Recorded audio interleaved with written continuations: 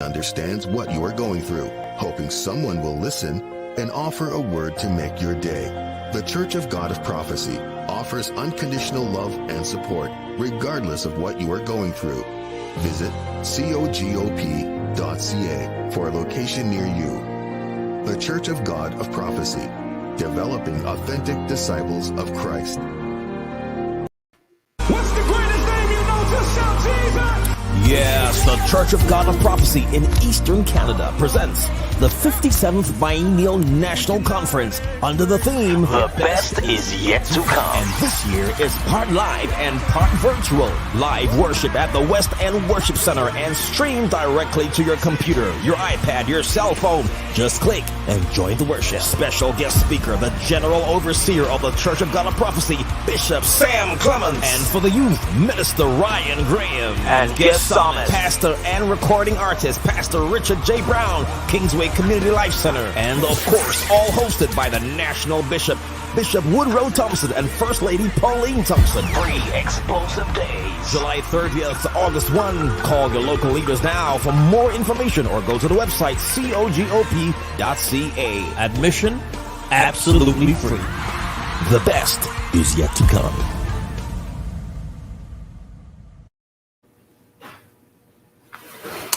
Welcome to Let's Talk. I want to thank you for joining us for this segment of Let's Talk. Today is Father's Day, and I would like to give a shout out to all the fathers, whether you're a grandfather, great-grandfather, or any that is undertaking the fathering role. We want to just give a shout out to you this evening and pray that you've been enjoying this day. Proverbs 17 verse 6 says, "Grandchildren are the crown of old men, and the glory of sons is their fathers." A son wants to feel like a champion in the presence of his dad, and even daughters as well. Sons have an inherent desire to boast in their fathers. So fathers, let's give our sons and daughters a transparent life, a spiritual authenticity, and a godly heritage that will fill them with fond memories for years to come. This segment is dedicated to fathers. I'd like to especially mention 3 men who have fathered me in my life. My dad, Roland Thompson, one of my pastors, Cecil Willis, and this past Friday we buried my father-in-law, Frederick Harriet. Those 3 men have been instrumental in my life, in journeying with me and helping me to become the man I am today. Here's some quotes I'd like for you to consider. What makes a man is not the ability to make a child, it's the courage to raise one. Here's another one. A good father is one of the unsung, unpraised, unnoticed, and yet one of the most valuable assets in our society. Our guest this evening is not a stranger to us. He was with us on May 23rd of this year. He was with us just 3 weeks ago. He's the producer of the award-winning Dr. Vibe Show, the home of epic conversations. He hosts the only online show in the world for men that is sponsored by Dove Men Care. Our guest this evening is none other than the illustrious Dr. Vibe. Welcome back to Let's Talk. Greetings, and as always, I like to say we're all blessed, highly favored, a magnet for miracles, and a solution for someone's problem. And just want to take a moment, the condolences on your loss. And if you don't mind, I just want to give just a moment of silence, if you don't mind, in regards to that, please.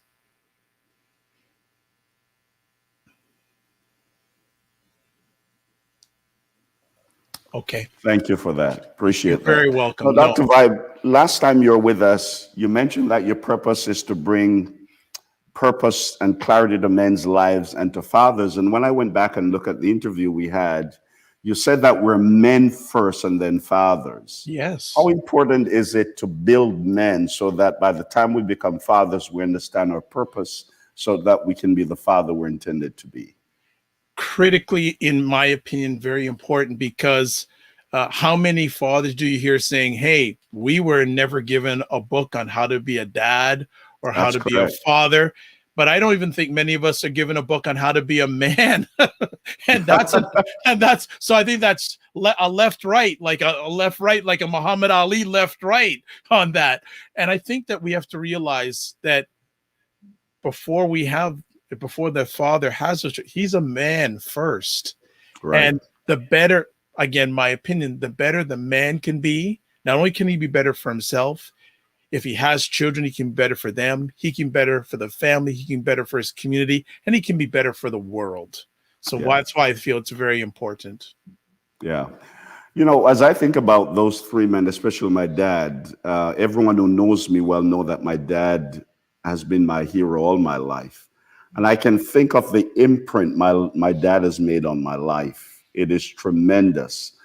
But it's not until I left home, started living on my own, having my two sons, that it really came home to me how much my dad left an imprint on my life. As a matter of fact, I see myself doing some of the same things my dad did when I lived at home. What kind of imprint did your dad leave on your life? A few quick stories, and I can so relate to what you're saying. When I was growing up, and I'm still growing up, my dad was a public school teacher in the same public school for 38 years. Wow. In the same public school, and most of it in the same classroom. And almost all those years, every day he came home, he would put on his pajamas. Right. So on a day like this, think it's like a work day for a teacher, Monday to Friday, at 6 o'clock, he would have his pajamas on. And my friends would come over and say, like, it's 7 o'clock at night. Like, what is your dad got his pajamas on for? Like, and my dad would tell me, look, if I don't have to go back out, I'm in my pajamas. Well, here's a funny story. First Christmas gift I got from my wife. Guess what she got me? PJs. And do you know I love my PJs? Of course.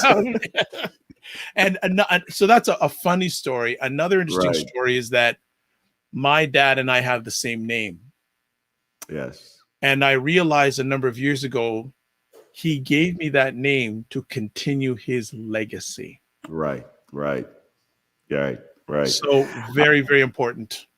Very good. And as we grow older, we're learning about the impact our fathers have made on us. Now, in the 21st century, fatherhood almost want to look a little bit different. What do children want and need most from dad?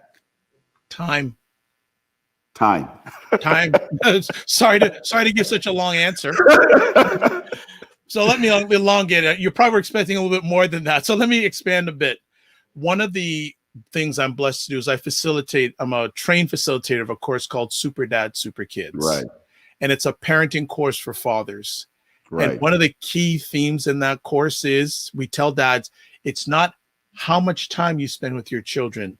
It's what you do with that time you spend with children. Agreed. Yes. We need to, many fathers have to crack that code. Now it's very interesting. We just came from a pandemic. So we had a big swing, and we're still in it, but a big swing, and having fathers realize quality. Yes. Quality. It'd be very interesting if we asked dads, what do you think your kids say about you? Right. Yeah. It'd be interesting to get the fathers to answer that, and then actually get the children to answer that. Right. That's true. That is true. I do agree with you. Now, the 21st century brings a lot of challenges to fatherhood. Mm-hmm. There are fathers who feel like they feel abandoned. There are fathers who feel like they don't have enough time. Then you think about the single parent father. Yes. How do fathers find a way to create a balance with all these challenges that they're facing? Well, one of the things, and we're hearing it prevalently a lot in the last 12 to 14 months, is self-care. Self-care. Wow. Yes. Because again, getting back, what is that father doing to be better in his own life, to himself? Again, following that philosophy, the better he can be to himself, the better he can be to his others, his family, his friends. Right. I also put it out there, and I don't know if I mentioned this last time, do fathers have a group of 2 or 3 men that know everything good about them and everything bad about them? Because we're going to have the vicissitudes of life, right? There are going to be times we're going to be really high, but there are going to be times where we're really low. And to deal, especially with those times where it's really low, and deal with it alone, right, is very, very difficult. So community, and admitting to their children that they messed up. Yes. Right. I think Yes. because their kids are smart. They know when they're being played. Even 2-year-olds know when they're being played.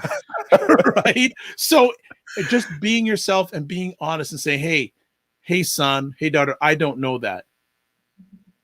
And also spending time with your young people, give them time to grow, because especially the aspect of play, if you have younger children, play Right. is one of the greatest things that a father can do with his childhood children. There's so many things that you get benefit from both parties when it comes to Right. play.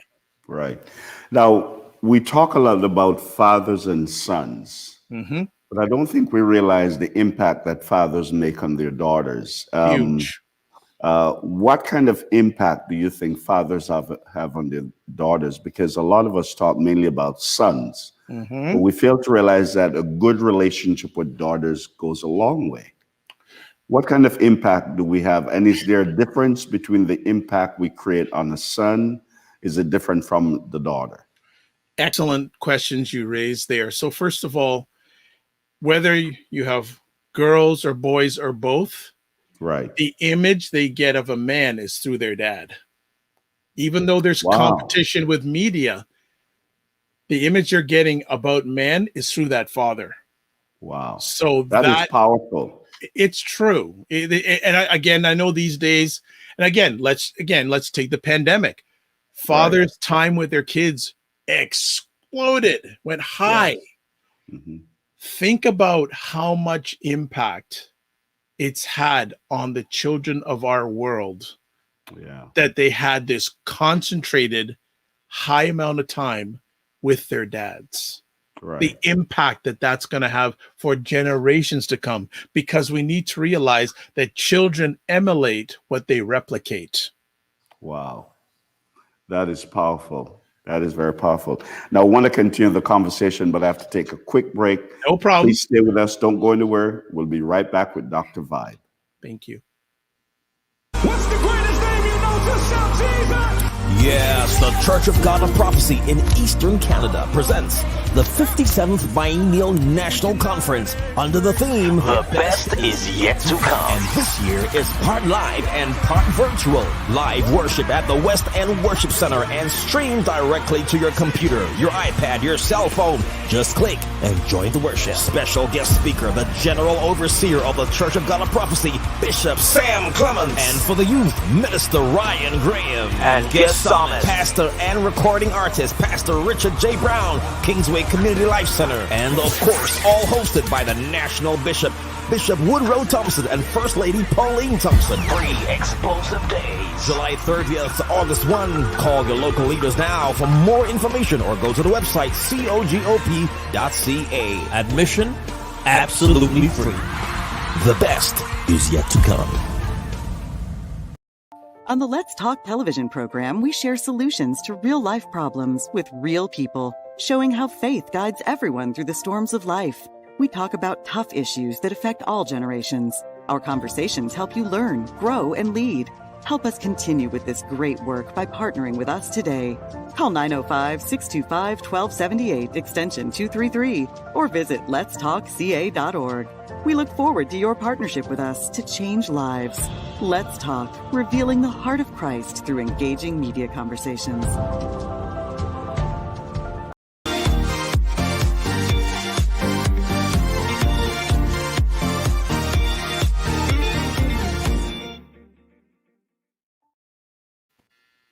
Welcome back to Let's Talk. This segment is dedicated to our dads, and this evening we have Dr. Vibe with us.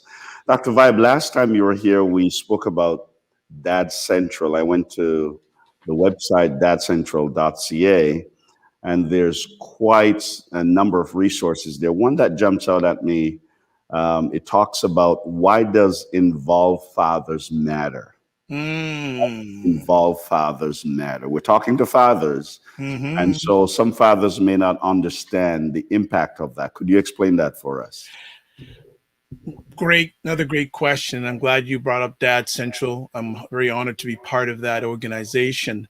Involved fathers matter because a lot of things that your child, as I said earlier, are going to do in life is going to be based on your involvement or your lack of involvement. Right. There are many studies out there that the outcomes of children are heightened when the father is involved in their child or children's lives. Right. Not only present, but have presence Right. in their lives. So you can, and what people say, what's the difference? Well, you can be present. And perfect example, many years ago, I was helping a father and he had limited access to his children. And I said, well, what do you do when you're around the children? Well, I just sit there and watch them play. That's being present. But the thing is, I said, well, have you ever asked, what do the kids want to do with you? Well, I don't know. He said, so I said to them, ask them. And it turned the relationship around 150%. So involvement, what do your kids like to do? What can you help them with? Everything from, like, if younger children reading a book to going out and playing to going for an ice cream. Those are memories that those children, especially at a young age, will never forget. So being involved. Here it is, fathers. Would you rather be the number one involvement in their life, or would you like media or someone else to be the number one involvement in their life? Right. As I hear you talk, one of the words that comes to mind is significance. Yes. I don't think some of the fathers or men. Now, I realize that some may not have been prepared to be a father. This is something that was thrust upon them. Yeah. They may not have planned for the role. Yep. But how do we help men to grasp that significance? Because we're talking about the fact that a father has such an impact on their child's life from birth all the way up to adulthood. How do we get men to grasp that significance? And even if you weren't prepared for it, to find the tools that you're saying, to find others that will be able to mentor them and prepare them for that. That word significance, how do we get them to grasp that? Well, I consider people like yourself and myself, we're part of an army. Right. And we're in this battle, and we have to be on the offensive instead of the defensive, because many men don't want to ask for help. Right. Yes. So again, building those relationships, and it doesn't have to be anything huge. Like just sending that father a text message, "You good?" Or sending a voicemail message, "You good?" Because men love strong relationships. Right. So building that relationship and trust, know, like, and trust. We have to spend time investing in that man, in that father, and who they are. And then when that is solid, then we can move on to those other things that they are having challenges with. We have to build their trust by building the relationship first, reaching out to them. If they're not ready, that's no problem. But do tell them, look, if and when you're ready, we're here for you. But continue to check in on them, because there are many men out there that are screaming and nothing's coming out. Right. That's correct. Now, I know that one of the things, if you're not careful, that we fathers are trying to give our children the kind of life that we never had. And if you're not careful, most of us think that taking care of our children just has to do with paying the bills, the financial stuff, making sure there's food on the table, a roof over their head. But how do we help men to realize that you need to pass on, communicate life skills and principles to our children, our sons and our daughters, not just putting food on the table, not just a roof over their heads, but life skills? Yeah. How do we help fathers to do that? Yeah, we have to, and I think you're circling around the word provider. Okay. Yes. Right? Because a lot of men think provider means financial, food on the table. But I want to challenge some men with that definition, say that's not only that, but also spending time, being a cheerleader, being the major influencer. Right. Provider is so many types of things. It's not just money.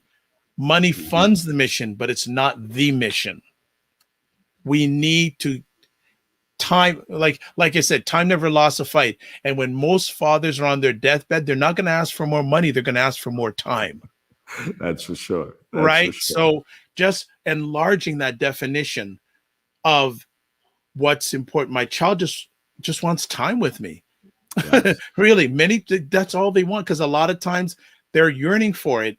And just that investment in their childhood, the non-monetary things, the intangibles are so critical and important that we have to, there's some of the definitions of father out there in our society are messed up. Right. And we need to control the narrative of fatherhood, not the media. Right. And when I think about that, I also think about the legacy that some of, we fathers want to leave to our children. I mean, it's good to leave your child an inheritance, maybe finances or whatever the case is. But I'm thinking about those intangibles you talk about, a legacy of love, legacy of wisdom, legacy of responsibility, spiritual legacy. Because you see, if you leave your children inheritance by way of wealth, they can get rid of that easily. But I'm thinking more about those intangibles that we pass on to our children. I can give you two quick stories. I was with my father today, and when I was, and as I said, I'm still growing up, but when I was younger, he would send me to church, but he wouldn't go. Right. And today, when we were all together, my dad said a prayer. My dad said how thankful he is for God to keep him alive. Wow. To see that 180-degree turn in his life from a man Right. who pushed me to go to church, who wouldn't go, to a man who says, when I go to church, he doesn't have to worry. He says, Wow. I know him and my pastor are best friends. Right. That's one significant thing in regards to that sort of relation. And I forgot the other thing I was going to say because it was so emotional. Can you give me the question again?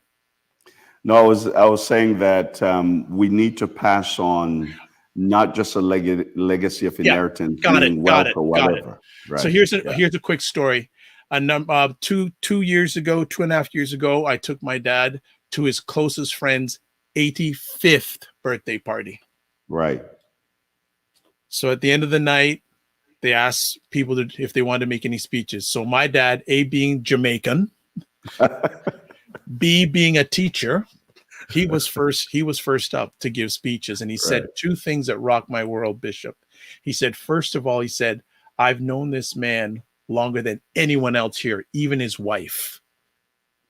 And he said, he's been my best friend for 70 years. Wow. That's amazing. That's powerful. Right. That froze me. I'm praying to live 70 years. But here are two men who have been each other's best friends for 70 years, Jamaica and Canada.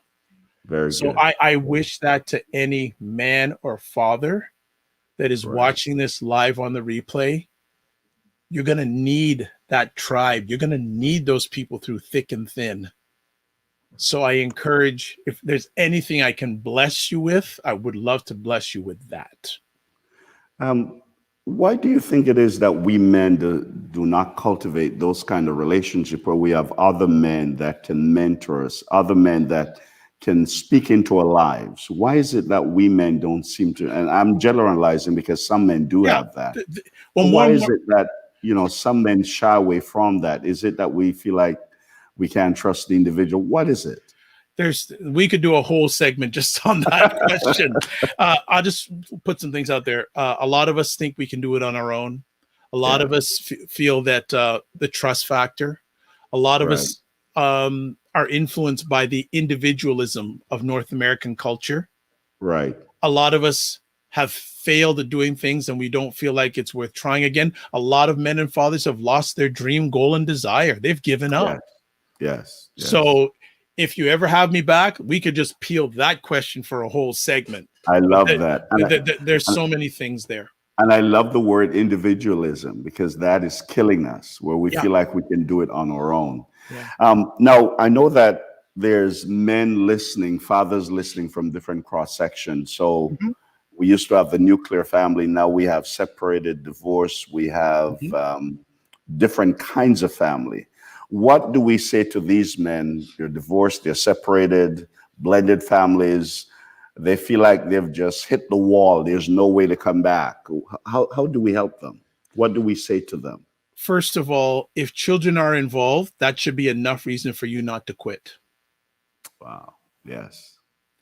because many a time where I see men, for lack of a term, take a wrong turn is because they're thinking about it themselves. They're not thinking about the impact on others. Right. So if you are a man or a father out there, I'm going to bring you a little bit and say everything you do affects someone directly or indirectly. Right. I think that we have, and again, be humble enough to ask for help. You did not come in the world by yourself, so why are you trying to do it all by yourself? When you do things and they're victorious and they have impact on others, that is an incredible feeling. And also, if you get a win, doesn't matter how big or small, celebrate it. Too many times we're looking for that big event to celebrate. It's the little things that make or break the vine, not the big things, man. So I would say to a man, have a talk with yourself, or even better, have this, write a letter to yourself. Right. Now, I want to bring you back to Dad Central because I checked out the website and I think there's so many resources that men could receive from Dad Central. Could you tell us a little bit more about Dad Central and peel away some, just help us to understand? For example, they have a toolkit for new fathers. They have all kinds of resources. Yeah. Can you expand on some of that for me? Yeah. Well, just Dad Central has been Canada's national fatherhood authority for over 20 years. I've been involved with the organization for about three and a half. I host their monthly events that's sponsored by Dove Men Care. And we do a lot of monthly events. We have a lot, as Bishop mentioned, we have a lot of resources for fathers. And even we do a lot of training because we've had a number of organizations across Canada and around the world ask us to do training on courses such as Super Dad, Super Kids, which I mentioned is a parenting course for dads. We offer a lot of different resources. And if people need to speak with us one-on-one, we are doing that now, and probably in the next 2 or 3 months, we'll be doing monthly dad town halls. So we're just going to invite dads to come in and chat for an hour and a half, just to build that sense of community that some fathers feel they don't have or lacking or need to have. Right. Now, I'm thinking about two fathers. The young father, he has just become a father. He has no handbook. He has no tools. I'm also thinking about the father whose fiance, spouse, partner, whatever it is, gave birth to a child and the child died at infancy. What do we say to those two fathers? They're two different places in their lives. Okay. For the first father, I actually had an experience a number of years ago where I was mentoring a 17-year-old that had twins. Right. And believe me, when he first came in, the term deer in the headlights was apropos. He just looked like he had no idea what was going on. Right. In both cases that you've given me are situations, getting them to know, like, and trust me, and giving them space, getting them to tell their story. That's the first thing I do with men and fathers that sit with me. Tell me your story. Because there's things in there that they need to get out, and they're looking for someone to trust. Right. That's true. Build the relationships first. In the second case, with the loss, condolences. I've never had that experience, but when that father wants to reach out, or either I'm there for them. Also to see in the second situation, in both situations, what are the relationships with the mother? Right. Because again, if you can get them together and get on some common bonds, and there have been times where I've held couples together, I'm not afraid to do that, because at the end of the day, we want a better world for the children. Correct. Well, Dr. Vibe, as always, it's been great having you. I mean, we're going to have to keep these conversations going. No problem. I'm more than happy to serve. Thank you for being with us. Yeah. Blessings on you and all that you're doing. And we'll keep in touch. Absolutely. Blessings. And congratulations on your upcoming conference. Looks like it's going to be outstanding. And Richard Brown is the real deal. Thank you. Blessings to you.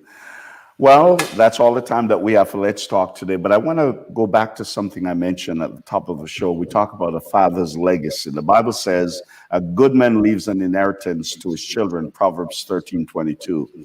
However, As desirable as it is for a father to leave a financial legacy, there are limitations to the legacy of wealth.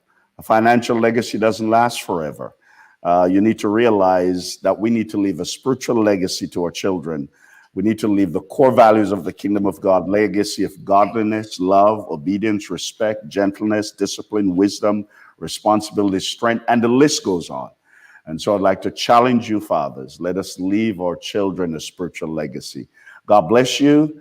Please remember to go to YouTube and to subscribe. We would love to hear from you as well. God bless you. We'll see you again next time. Thank you for joining us. That's all the time we have today. Let's keep talking. What's the greatest name you know? Just shout Jesus!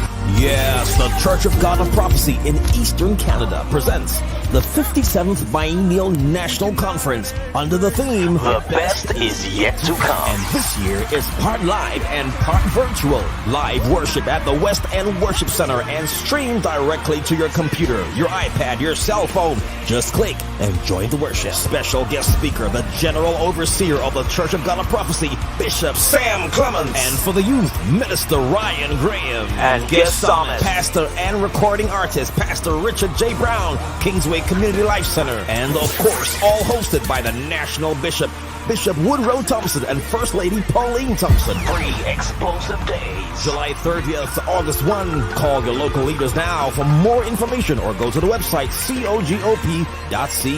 Admission absolutely free. The best is yet to come.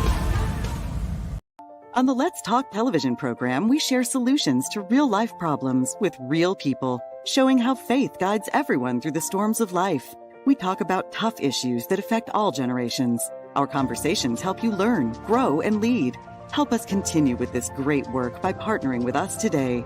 Call 905-625-1278, extension 233, or visit letstalkca.org. We look forward to your partnership with us to change lives. Let's Talk, revealing the heart of Christ through engaging media conversations. Sometimes you walk through life alone, wondering if anyone understands what you are going through, hoping someone will listen and offer a word to make your day. The Church of God of Prophecy offers unconditional love and support, regardless of what you are going through. Visit cogop.ca for a location near you. The Church of God of Prophecy, developing authentic disciples of Christ.